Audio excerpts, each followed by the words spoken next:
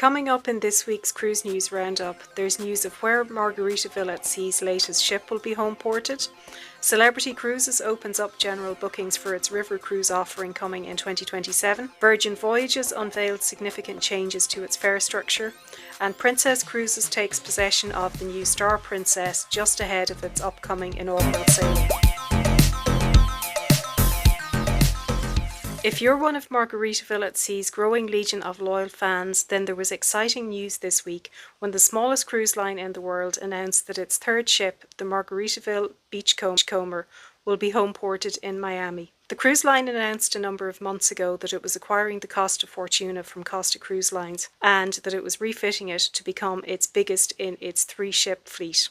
As the cruise line is known since it started in 2024 for its budget offering, this may be of interest to cost-conscious cruisers and offers another option for sailings from Miami. There was an exciting opportunity this week for fans of Celebrity Cruises who were keen to try out the new river cruise offering coming in 2027. Now, a few weeks ago, there was limited special access for early bookings to the new cruise brand, and this limited access sold out in the space of 6 minutes after its release. On Thursday last, September 25th, Celebrity opened general bookings for their river cruises. Their website now displays full itineraries, dates and prices for the 2 river cruise ships which are due to be launched in 2027.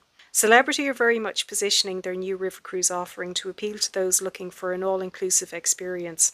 Their website highlights that the cruise fare will include dining, which will include a 24-hour option, which is generally lacking on river cruises. It will include drinks, including select wines, beers, cocktails and soft drinks throughout the day, and also complimentary Wi-Fi for the duration of the cruise, as well as shore excursions, with guests being able to choose 1 shore excursion per day. Now, if you'd like to find out more about the river cruise ships and the accommodation offering and facilities, please do check out my Cruise News Roundup from September 7th, which was an episode dedicated entirely to Celebrity Cruises' river cruise offering. Also on Thursday last, Virgin Voyages surprised the cruise world with the announcement of a new 3-tier fare structure. Now, relative to competitors such as Royal Caribbean, Norwegian Cruise Line, or the various brands within the Carnival Corporation such as Princess Cruises and Holland America, one of the most groundbreaking concepts since Virgin Voyages set sail in 2021 was their truly all-inclusive fare structure. The price advertised not only covered the cruise and all taxes and port fees as is standard on all cruise lines,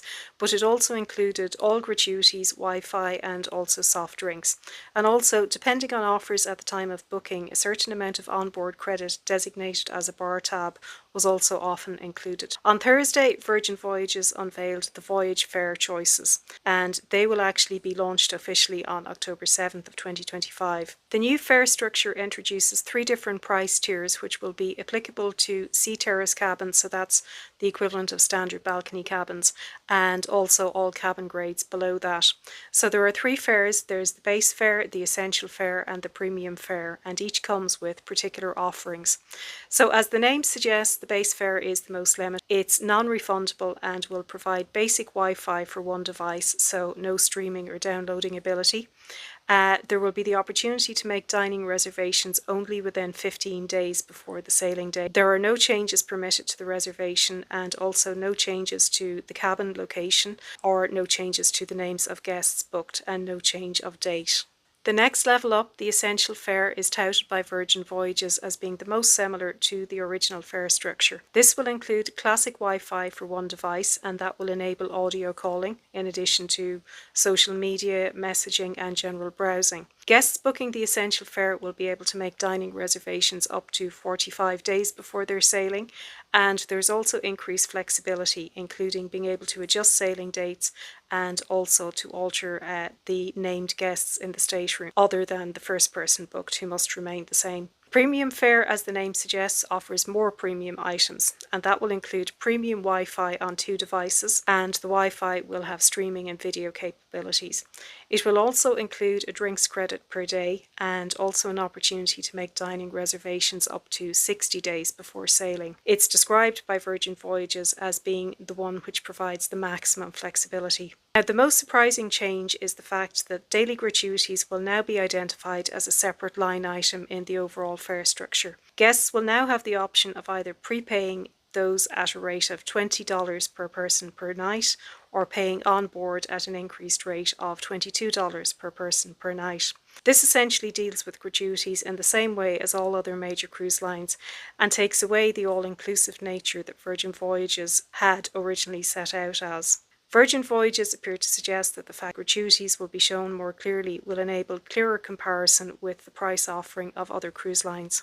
And the final news item this week comes from Princess Cruises, where on Friday last, September 26th, the line's newest ship, the Star Princess, and that's its second Sphere-class ship, was officially handed over from the Fincantieri shipyard in Italy to Princess Cruises. A celebratory handover ceremony was held at the shipyard in Monfalcone in Italy, and that was attended by the president of Princess Cruises, as well as the CEO and also the president of the Fincantieri shipyard, and the captain of the Star Princess, Captain Gennaro Arma, was also present, as well as other dignitaries. The ceremony marked the conclusion of the construction process, and now for the remaining short time before its first sailing on October 4th, the finishing touches will be continued to be made to the ship. At present, all 1,600 crew are on board as the ship departs from the shipyard and makes its way to Barcelona. Its inaugural sailing is scheduled to depart from Barcelona on October 4th, and that will be an 11-day round-trip Western Mediterranean itinerary.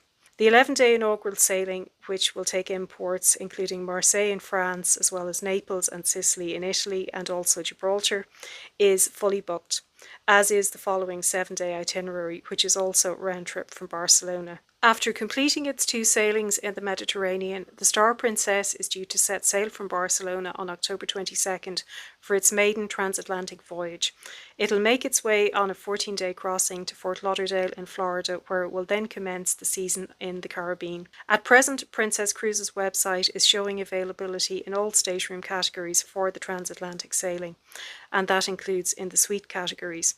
Prices per person based on 2 people sharing an interior stateroom start at £629 British pounds, that's about €730 or 854 US dollars, rising up to the suite category, which comes in at a starting price of £5,449 sterling, about €6,240 or 7,300 US dollars, and again that is per person based on double occupancy. Unfortunately for solo cruisers, there are no particular concessions, and a full single supplement appears to apply to all stateroom categories. For solo cruisers, an interior stateroom comes in at £1,165 British pounds, €1,335 or 1,562 US dollars. Now, despite the hefty single supplement, this would still seem to represent pretty good value for 14 days on the newest cruise ship in the world, so it may be something that solo cruisers want to check out.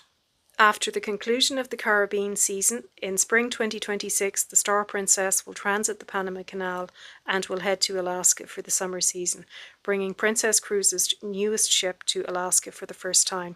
That wraps up the cruise news for this week. I hope you enjoyed it, and if you did, please do consider hitting the like button.